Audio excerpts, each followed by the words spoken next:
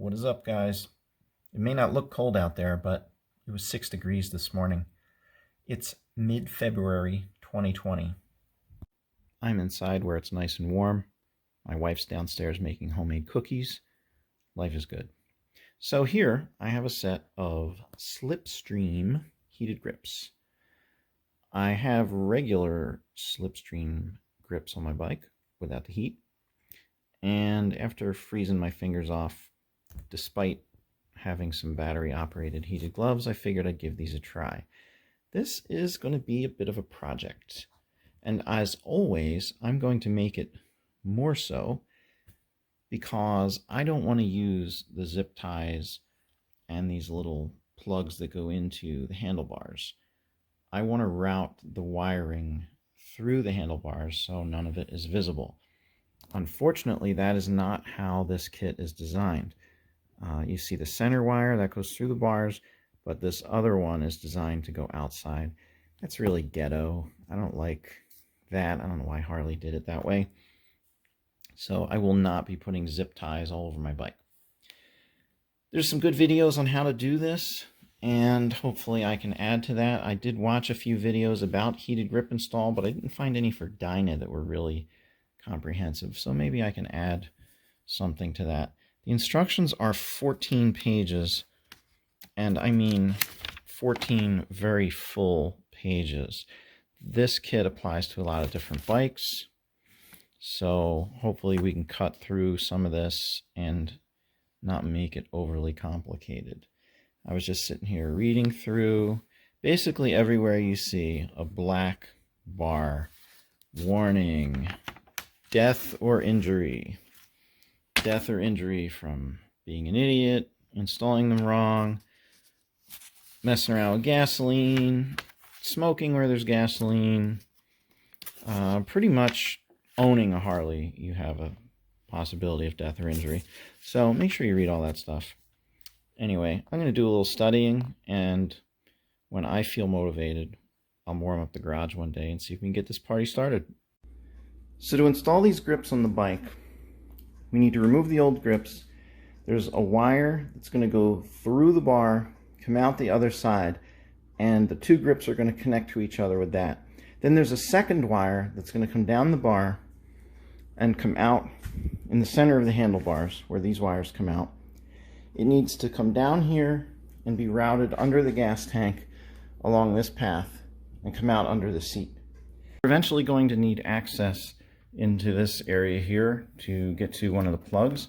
There's just a little tab under here that you can press in and release, and then this cover comes right off. Before I go any further, I want to take out the main fuse. So that is inside of this cover. I've released the tabs already. You can see that big orange fuse, and you're just going to pull that off. The next step is to remove the existing grips. So the first thing we want to do is release tension on the throttle cables. I pulled back these two rubber boots so you can see the adjusters. Using two 3/8 inch wrenches, we're going to break free the jam nut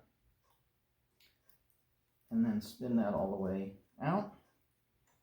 And do that on the other one.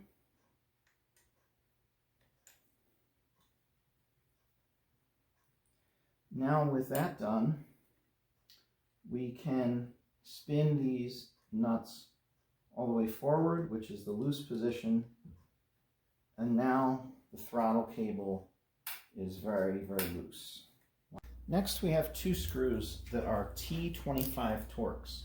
You really got to be careful with these. You got to be careful with any Torx, but sometimes Harley uses T27, and that's not a common size in a lot of Torx kits, so sometimes people use T25 on a T27 and then they strip it out. Once you have that cover off, because you loosen the throttle cables, you can pop those babies. Hey, watch that little brass ferrule on the end of the cable. And once you got those cables out, ta-da, one grip off. Any wish putting the new ones on? Was this easy? I'm going to do the same thing over here on the left side. Take off the handlebar clamp. Okay, so in addition to removing the top, we're going to remove these two, or at least loosen them. Remember what I was telling you about the T25 and T27? These are T27. You put a T25 in there and try and take them off, you're headed for strips, Phil.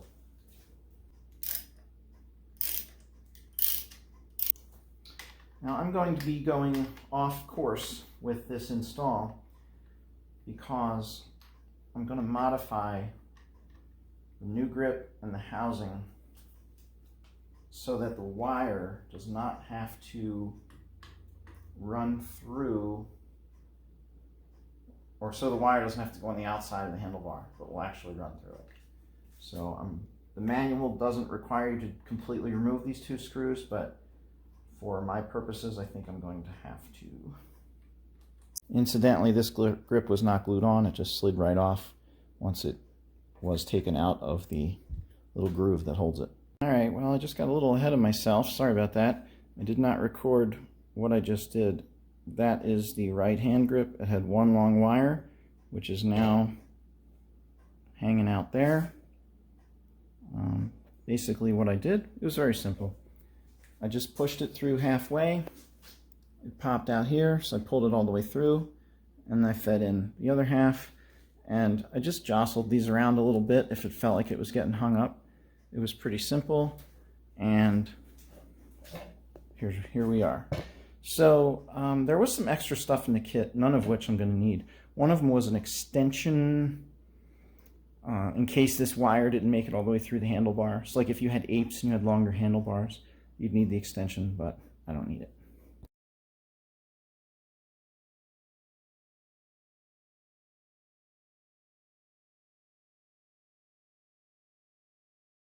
Well, I've been studying this for about half an hour. My housing is different from those in the videos that I saw. I think I can still do it, but it's going to be different.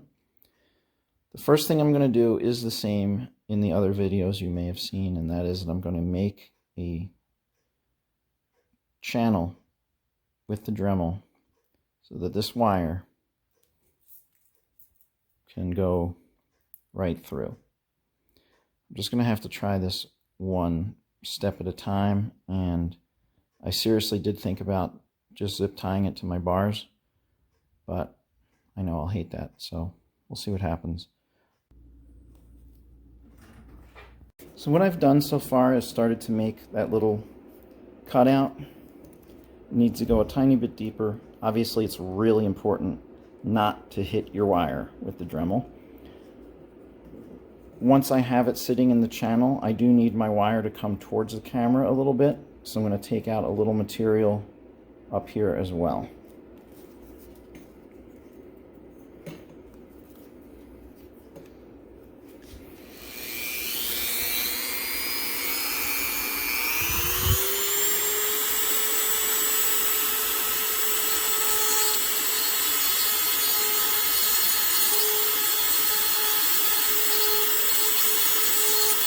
So just to try to show you what I'm doing here, come on, focus.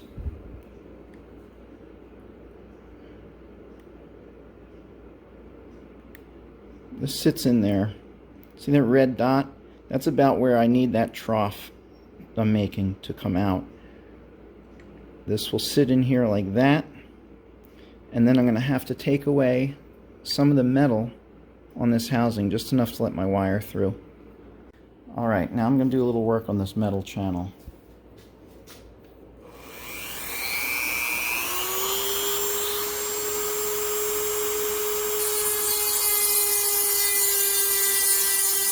Alright, I think I have this ground to the point where it's good. I've been at it for a while. This Dremel tip is great for plastic, not great for the housing, which I think is aluminum. Definitely look for something that's got more bite to it. Alright, so I took off a very small amount of material here I don't think it was necessary, but just in case.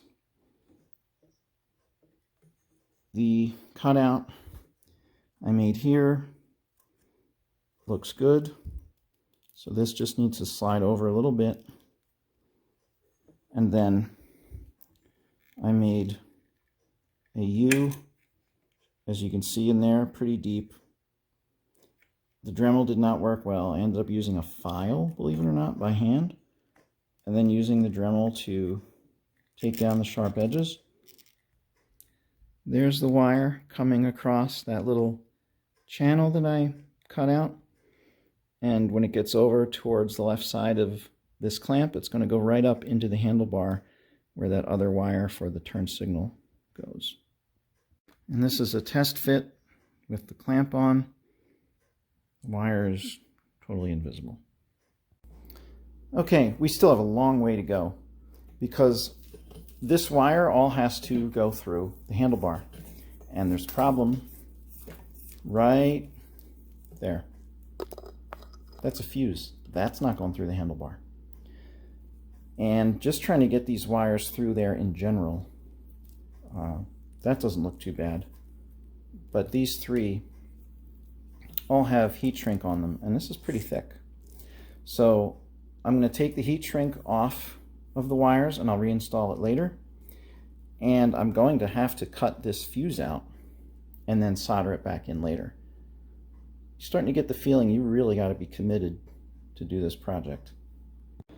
Okay, so I have a solid copper piece of wire. I went up through the hole for where the wire is going to go for the grips. And I have this sticking out on the other side. I'm going to gently pull this through. It's easier to do if you don't have any tension on the existing turn signal wires, so you want to have this thing up in the air. You're half pushing and half pulling. You don't want to just pull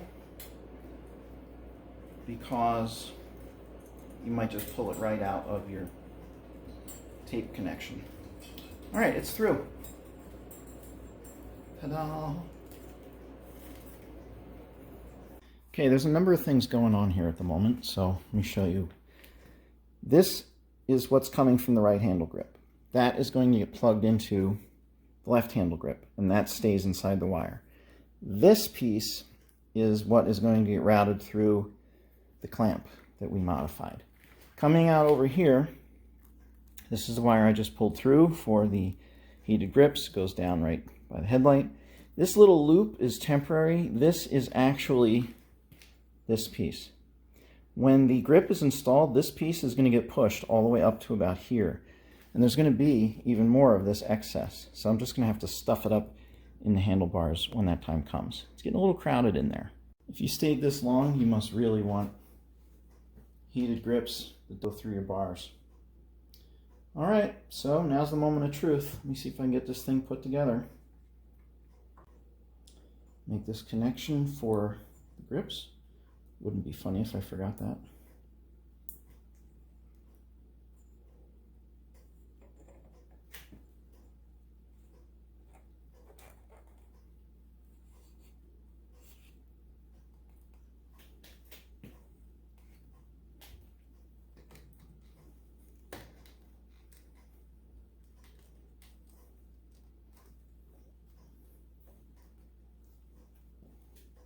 Doesn't feel too much restriction or anything.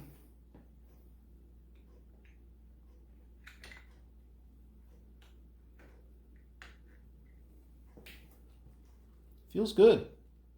Feels good. So I just have these two pieces screwed together very loosely.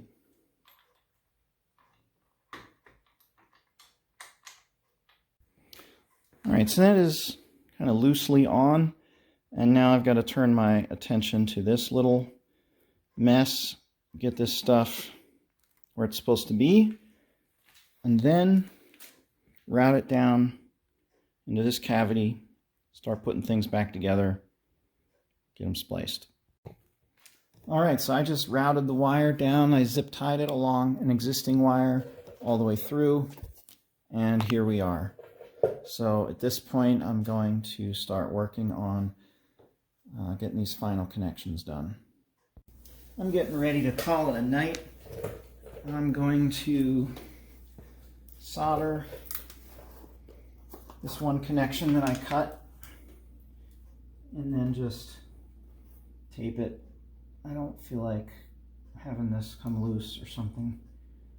All right, not my best work, but definitely better than just splicing. So I spent a good bit of time on this today. I put my tank back on because it was really stinking like gas in here, so I wanted to get that all closed up.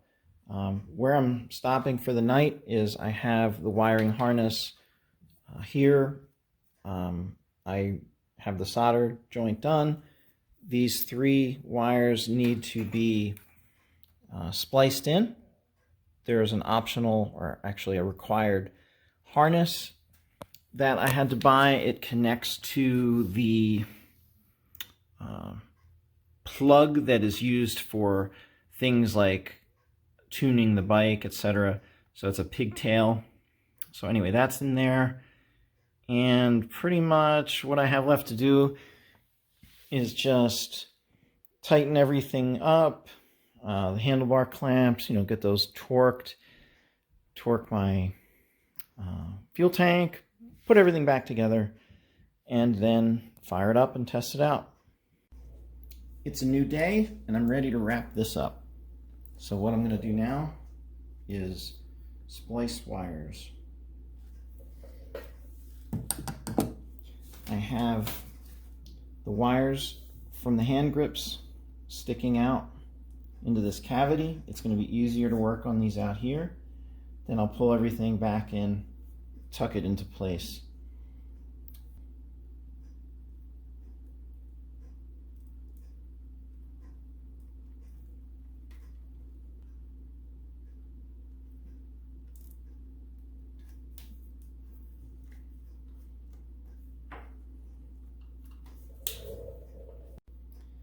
Now that I have everything spliced, I'm going to take a heat gun to finish it up.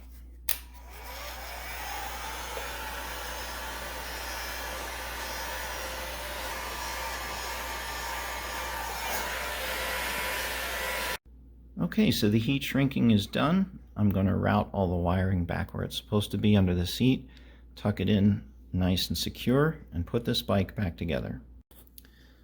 So there we go. Everything's tucked in there nice. That green thing is a custom dynamics module for the LED lights. And I'm happy with how that came out.